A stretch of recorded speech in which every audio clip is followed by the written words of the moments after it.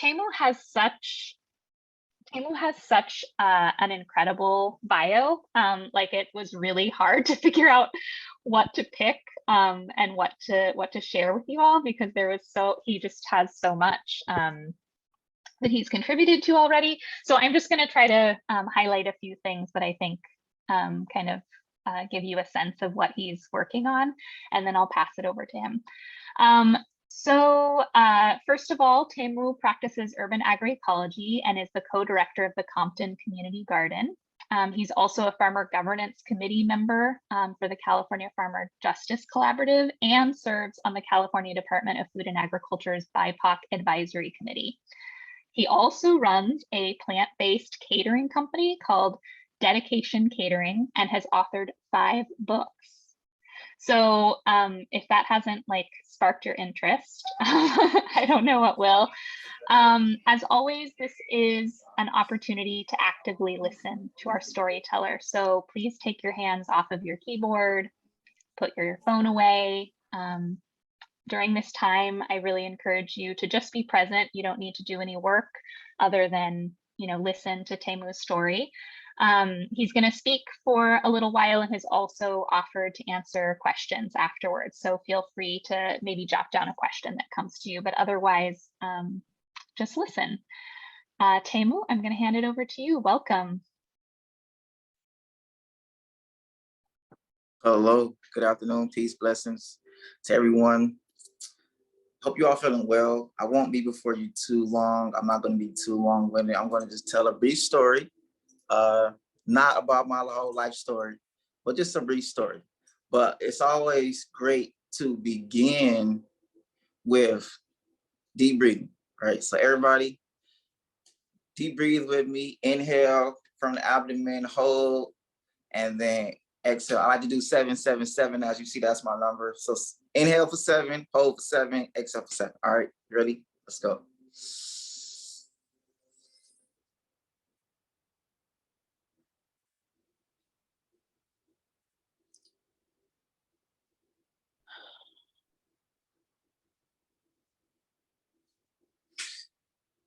How do y'all feel? It's good? Okay. So I have a question. Where were you when you first got the news that they were going to shut down the whole world in 2020? Think about that. Think about that moment. Think about that moment when you really processed it. See, me, I had just became the director of the Compton Community Garden. I mean, I had plans, right? We were going to try to get Kendrick Lamar in there, YG in there. We were going to try to make this be the best space in the city, right? And like everybody else, we had to throw all those plans away. Y'all remember how that feeling of having to just squash all your plans, right? This pushed me to reflect on the reason I came back to LA in the first place. See, I had moved to Hawaii. I said, you know what? I serve my community. I have a successful company, and I'm going to go to Hawaii. I lived in Hawaii. Now, how many of you have been to Hawaii? Just raise a hand, right? I mean, if you ask me, with all honors and respect to the people who live there, right? It was just the best place I had ever been in my life. I mean, the sky. Do y'all remember how the sky looked, right? Blue, beautiful. I was able to walk to the community garden and pick food. I was able to walk to Waikiki and party all night. I used to party till 3, 4 in the morning and then leave the party and then go jump in the ocean and swim to the sunrise. I used to walk to the Diamond Head Trail and be able to see the whole island. I mean, this place, it really, really, it got my whole soul. I loved it so much. But you can imagine my anxiety, right, that I felt when I decided to let that go and come back to Compton to be, for my community to help out. See, I didn't come out to Compton to help out with the Compton Community Garden. I came back because I wanted to open up a plant-based restaurant. That was it. That was the big goal. Let's open up a restaurant. Let's make it happen. But when I saw the condition of the Compton Community Garden, which was a space that had transformed my entire life. This was a safe space for us in the Compton, right? We were able to come, relax, talk story, gather, brainstorm, educate each other, inform each other. This was the space that had changed my life, and I knew that I couldn't just let it go. So bringing you back to that present moment when everything shut down, and I had to realize this is what I really came back for. This is the moment. And I had to really dig deep. And we galvanized our community. We came together, we planned, we organized, we structured. I spent every day in the community garden for 6 months, literally, no days off. We began to teach people how to grow food organically. We began to create a food hub. We fed thousands of people. We taught thousands of people how to grow their own food. We did a lot of work, so much so that I won an award from the mayor and from city council for the work that I did. Now that work catapulted me to be nominated to be a part of the Black Indigenous People of Color Advisory Committee to the Equity Office of the CDFA, right? Primarily because we wrote a book called Introduction to Organic Gardening, but this book was filled with breaking down the racial barriers of agriculture in our state. And the purpose of the book was not only to educate, but to prepare our minds for the information and to advocate for us to need to collectively get involved in agriculture. Because it's not up to just simply the state and the powers that be. We have to actively get involved and engage in our political system and understand our political system. So doing all this work, being a part of this advisory committee, that left more questions. What do you do when you have access or you know the California's budget before anybody else in your whole city? What do you do when you are going through all this information and learning about millions of dollars of information with no structure or no organizations to be able to actively access it? What would you do, right? Here we are, we made it, we did it, we're at the table. Let's talk about it, let's understand the CDFA, let's build these bridges, but yet we have nothing really to contribute at this moment. So more levels of frustration began because we're confused once again. I heard dogs be like, oh, somebody's on. But yeah, you feel, are y'all feeling me? Are y'all feeling me? Right? And mind you, this is still during the pandemic. This is still when the whole world is shut down. We were shut down last year still too, right? This is the journey. This is the alchemy. This is the consistent self-assessment.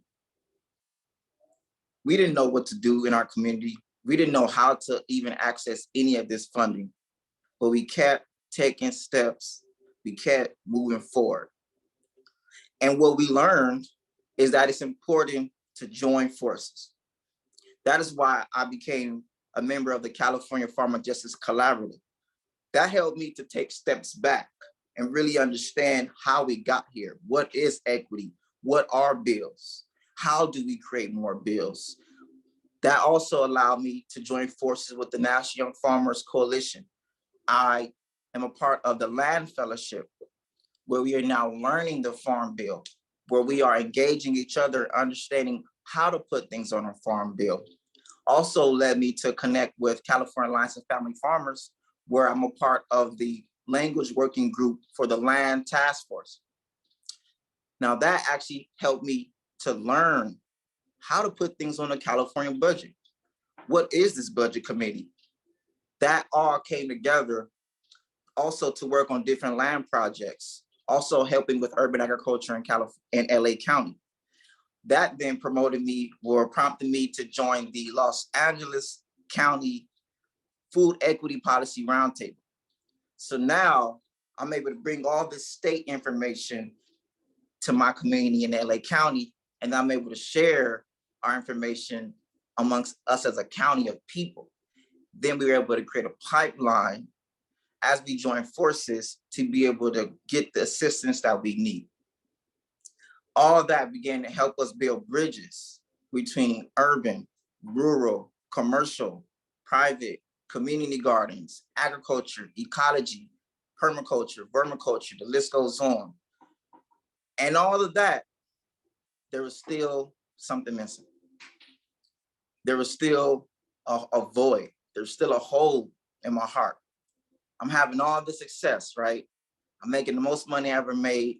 I'm helping my community. I'm in all these tables. I'm gonna have access to all these resources. But I knew that there was one final thing that needed to be done. That shifted me to realize I need to create my own business that specializes in all this agriculture information. And how do we hold people's hands from the regular everyday citizen to join a farming project that we have in Allensworth, or a farming project that we have in Sacramento?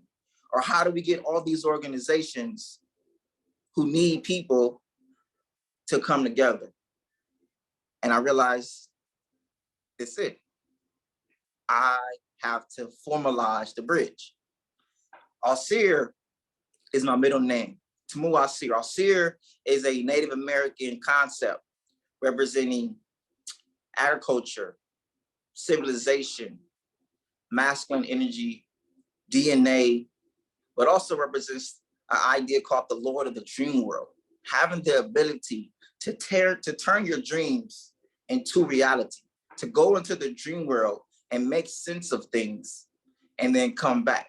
Like, for example, you all see Black Panther. Remember Black Panther when he went to the dream world and he talked to his father and he had these epiphanies and then he came back? And I had to learn how to continue to do that. Take all these ideas and these dreams and make some sense of it. And so now I'm really focused on the mission of continuing to be Southern California's BIPOC urban farm resource center and data hub as well. Because we have all the information. How do we formalize the information? How do we actually give this information to people at scale, consistently, formally, structurally organized? How do we begin to make sure that we create equitable access to the agricultural industry at large, provide expertise on creating regenerative agricultural systems, and connect our farmers, our land stewards, our land workers, our healers to federal, state, private resources, so that way we can develop thriving communities. Thank you all for listening. And that's my story. Thank you, Tamu. Wow, there was so much there that I didn't know anything about. So thank you so much for sharing. And it's really beautiful to hear your vision. Yeah, I'm gonna give it a breath and see, maybe take a moment, folks, and think about what questions you might have for Tamu. We have plenty of time, and I know I have some questions that sparked, but I want to let other folks jump in. Feel free to raise a hand or unmute yourself.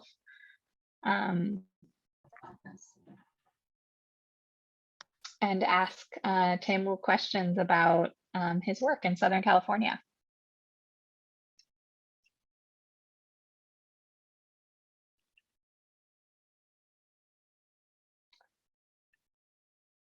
Maybe while folks are letting that,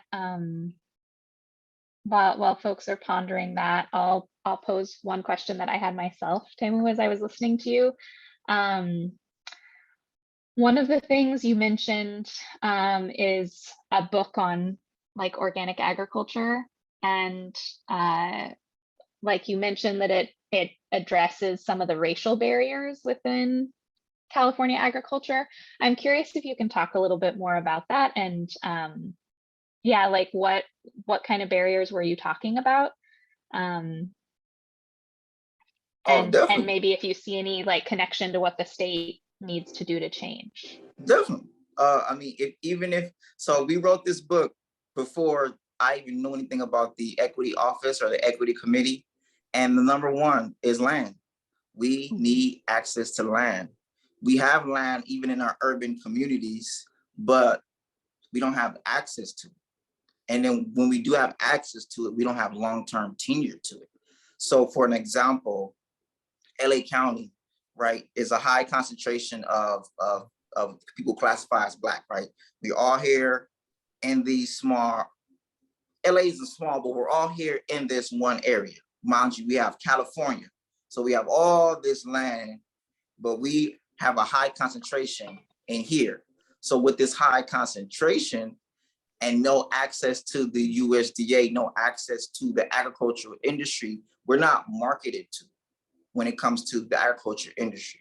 We're not engaged when it comes to the agriculture industry. So without a marketing and without an engagement, without a need to recruit and actively bring people into this system and into the whole industry at large, it's much easier to not have people in the whole system because we're not even a part of the step one.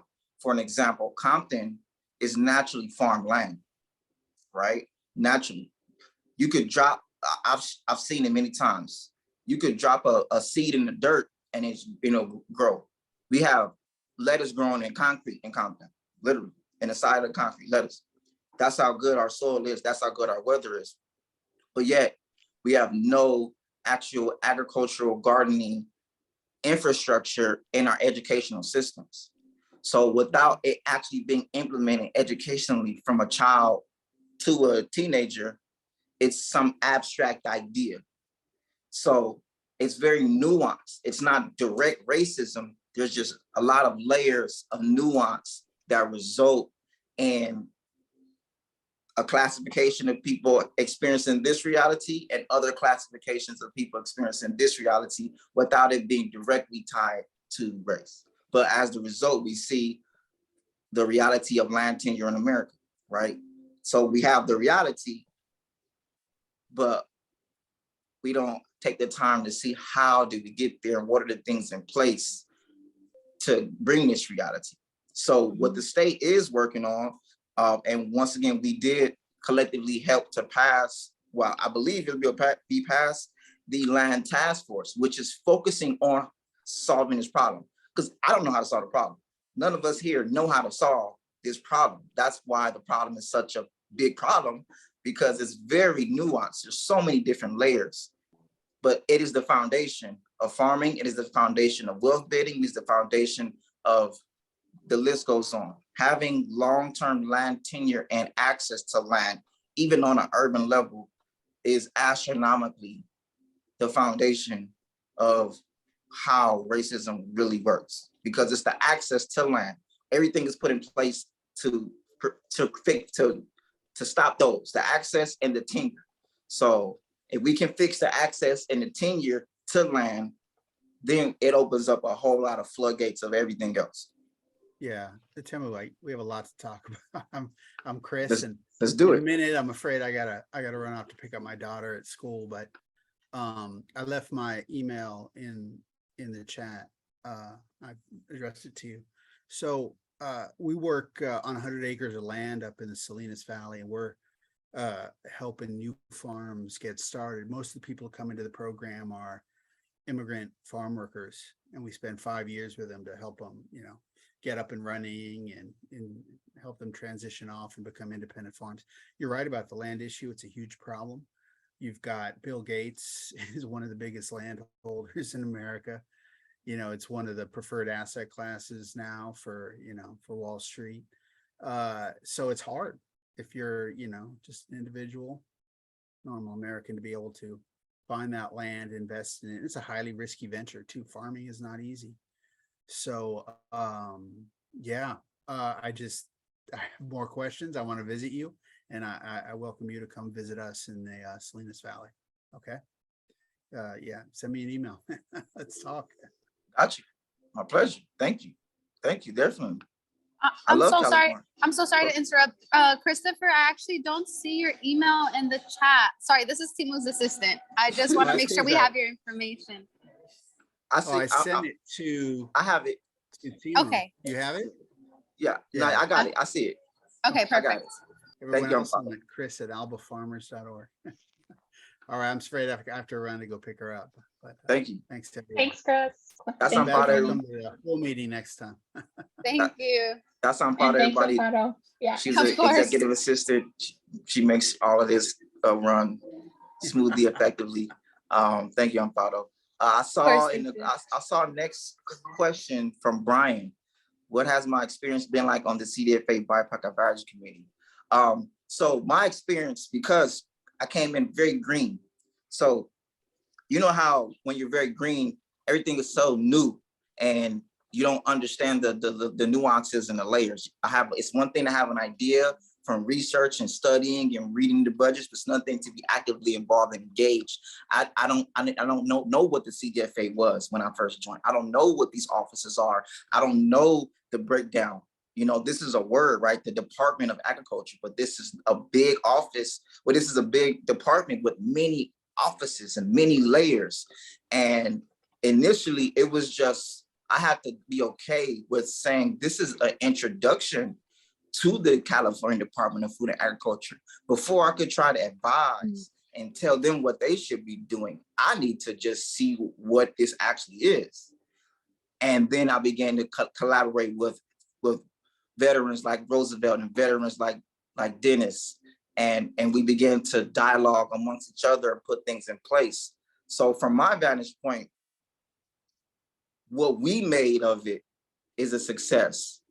And these discussions, once again, is what prompted us to become formalized, to work together and bring our projects to the table. And what, from even myself, what prompted me to realize I need to really put things in place and create companies and organizations and structures and collectives and committees, so that way we can, as we are holding the CDFA accountable and as we're giving our recommendations, that we can make sure that we implement what we are asking them to fund and what we are asking, what policy needs to be created. It's ultimately always the mirror, right? This is what's going on, but what are we going to do about it? And how can we best be resources to our community with the access to the information we are? And then also, how can we make sure that as we are with our community, that we're going to the CDFA with recommendations that aren't just in our own self-interest, but are actively rooted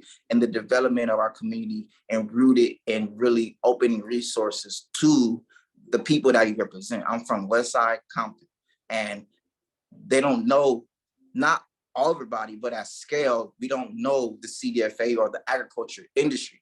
So most of the discussions that we're having from that time was really just, what is this? What is these grants? What is going on? What do these words mean? And developing the language. And then now in phase 2, where it will be formalized and we're in this limbo period. Now we're trying to make sure that we have this bridge to the formalization of whoever becomes the official advisory committee, with us who were just people advising the equity office of the CDFA. So that it's really just understanding the word equity. And then now we're proposing that this new committee actually focuses on the equity report. How do we make sure that these recommendations of land, of language, of resources, and of capital, how do we ensure and hold them accountable to really focus on fixing these problems? Because we know the problem. They did a report, they did they went around state of California. We know the problems now. It's clear, we get it. Now, what solutions are going to come into place? So that's my job. I think for us, it was just holding that torch, getting it from one to one. Now that we were part of it, now let's go back. Now, once again, California Farmers is collaborative. We're making sure that we step up and not let the committee replace us. It's just a lot of layers to it, but ultimately for me, it was just like a eye-opening thing. And now we're all saying, let's get to work, So I loved it. It revolutionized my entire life. It changed my entire life. I will never, ever be the same person ever from my time on the advisory committee. So that's my answer.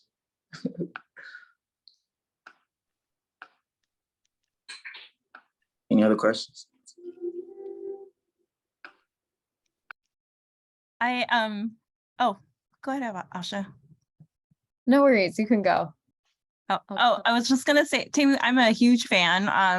But I feel like one of the challenges with we are both on the LA County Food Equity Roundtable. We are a county of 10 million, and this is actually the first time you and I are in a meeting together, and that is really challenging in our food world, I think, given that we're both in LA and we feel like we're literally so apart, right, in the work that we do. And with that said, I was just curious, knowing that we are literally experiencing some of these challenges of organizing.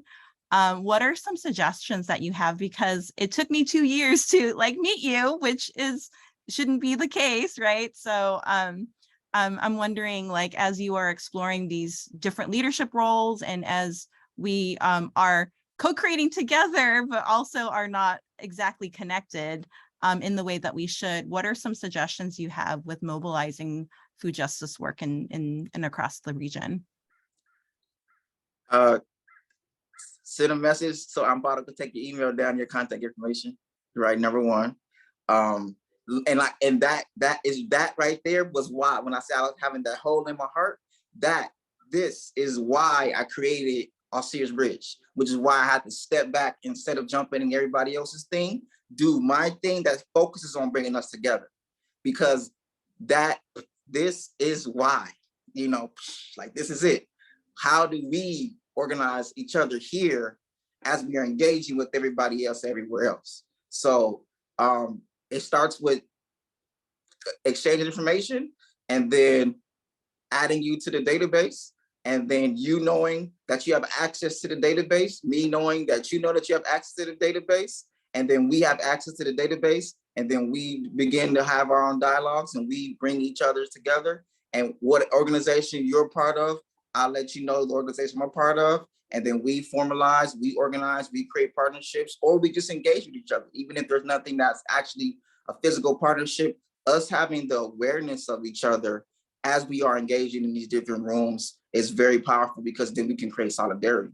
Then we can realize, okay, what is it that we want? What is it that you and your community wants? What is it my community wants? How can we come together so that way now when we are in these rooms, we have a game plan, we got some structure, and we are all on the same vibration, and then we can collectively apply for the $1 million grants. We can collectively hold the people who do get the $1 million grants accountable. We can collectively go to our assembly members, our congressmen and women, our senators, and say, this is what we want, because now we're on the same page. And then the people who do get the funding, we can make sure that it's not just some random company getting funding to develop our communities, but that we are making sure that we're getting funding to develop our communities, so that way we can employ each other. But it starts with what you said, that's the beginning of it. It's just saying, hey, what's up? And me saying, I'm here, hey, what's up? And then we just keep it going. That's why we created a database. This is why we created the database of we need the information and knowledge of who is here and what are we doing and what organizations are we a part of and where are we at. And if you need, what is you specialize in, so that way people come to me, I can send them your way. And this is what I specialize in. So when people come to you with your way, you can send them my way. And then we can now create synergy. And we could run our own cities, this LA, it's ours. I love that this question is why should we have networks? Why should we organize? That's why we're here. So yes. Thanks so much for that, Christine. And I hope, I really hope this is the beginning of a lot more collaboration. Asha, we and I are actually in addition to being part of the food equity round, we're literally in email threads together. And it's just at what point, right, are these intersections not actually intersecting, right? So yeah, and the COVID world that really keeps things even more, right? Folks even more isolated. So yeah, this warms my heart. Asha, we're almost out of time, but if you want to just voice your question quickly, and we can see if Taylor has a quick response. Okay, cool. First of all, thank you so much. I thought that was a really inspirational talk, and just really appreciate all of your energy and passion around what you're doing. So my question was just kind of, where does that energy and passion come from? And just how did you get excited and interested in agriculture, especially through the lens of community development? Okay, great. So I'm a chef first and foremost, right? That's my foundation of my career. I'm a chef. I love food. I love tasting food. Most of my farming and agriculture is from the lens of food. It's from the lens of, like I said, I came back to LA to open a fine dining restaurant. So the culinary artistry is what stirred up my passion. Engaging with food, smelling, tasting, cooking, preparing. I view it as alchemy, right? Taking chaos and then turning chaos into something structured and organized and beautiful and golden.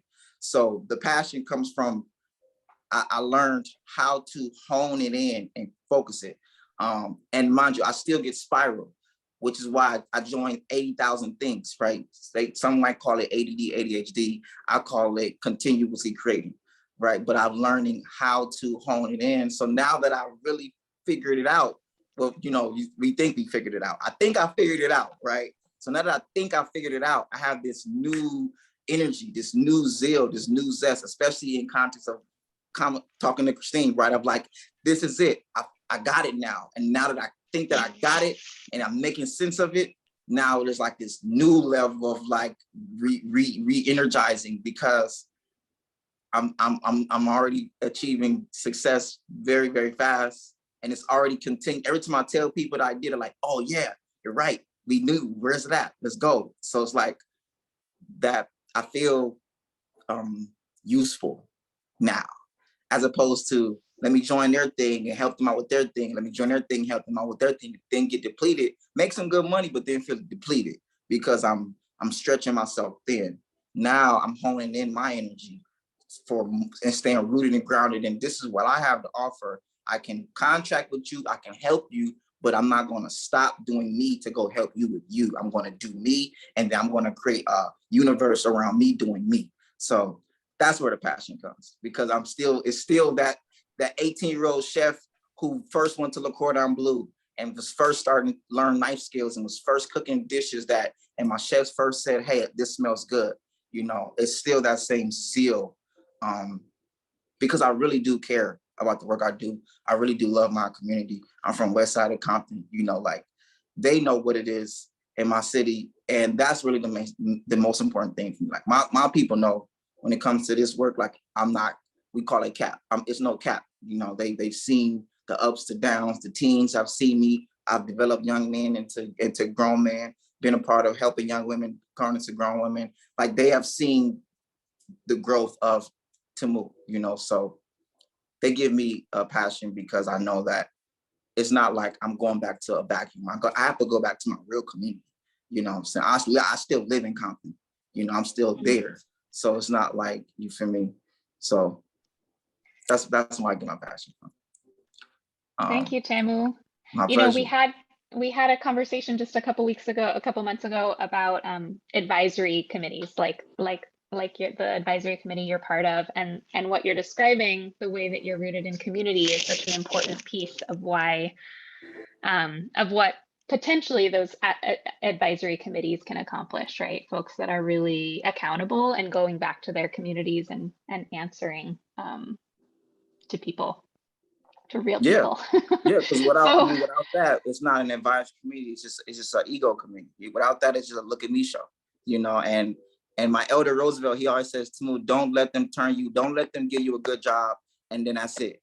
Not like anything's wrong with a good job. Like, don't let it become Tamu's great, and Tamu is going to tell everybody that Tamu's great. So now since Tamu's great, everybody's great now. It's like, no.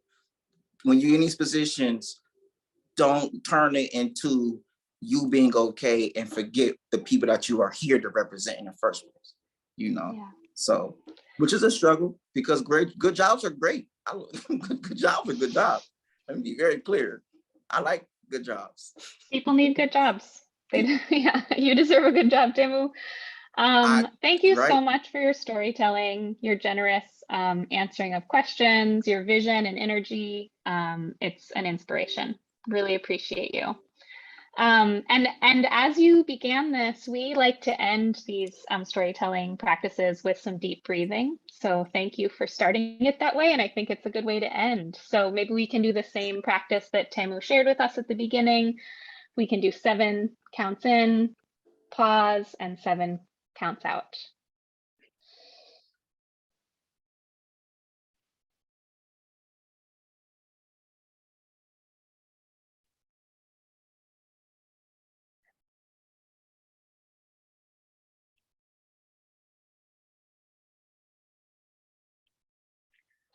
All right.